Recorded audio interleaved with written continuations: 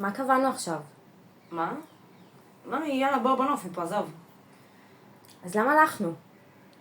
אתה רוצה לחזור? בבקשה, תחזור, אתה רוצה. אוי, אל תזייני לי את המוח. מה זה היה החרא הזה עם החידון? לא יודעת, נו מה, מסתם חידון, הוא בן אדם שועמם, אין לי מושג, בסדר? הוא כל שבוע בא עם החידון המפגר הזה. לא יודעת מה יש לו. זה לא מעניין אותי מה יש לו. אני רוצה לדעת מה יש לך. אין לי כלום. מה אתה רוצה? אני...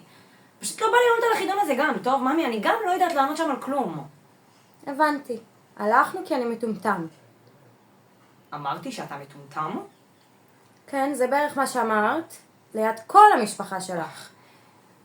אני סתם לא רציתי להביך אותך, כאילו אתה לא ענית על החידון הזה, נבר, וכאילו הוא קשה בטירוף, אתה כנראה לא היית לענות שם על כלום, אז... כי אני מטומטם. אתה לא מטומטם, נו.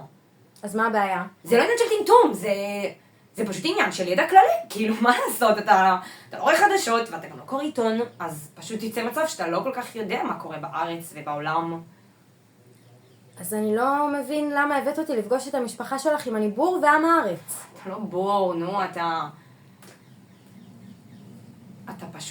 פשוט עצלן. וואלה. עכשיו אני גם מטומטם וגם עצלן. אתה גבר בן 32 שלא קרא אף ספר אחד בחיים שלו. כאילו, אני לא מבינה, זה נראה לך נורמלי? מאוד נורמלי, כי לידיעתך אני דיסלקט, וזה לא כזה קל לי לקרוא ספרים. וואי, איזה שטויות! דיסלקטים יכולים גם לכתוב ובטח שלקרוא, יש דיסלקטים גאונים, אתה מבין את זה? איזה בולשיט, חלאס, אתה יודע שכאילו, זה פשוט לא מעניין אותך. זה פשוט לא מעניין אותך, אתה הרי לא סתם תפתח עיתון ותקרא אותו אם לא כתוב שם משהו עליך, נכון?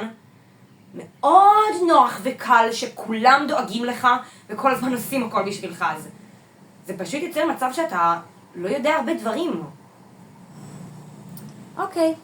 אז תגידי תודה רבה לאמא שלך על האוכל, ותדברי עם רינת שתתאם לך לקחת את הדברים שלך.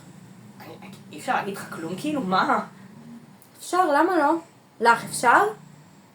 כן, ברור. אז אני אומר לך שאני לא רוצה אותך יותר. ביי ביי, סלמת, שיהיה לך בהצלחה. יהודה,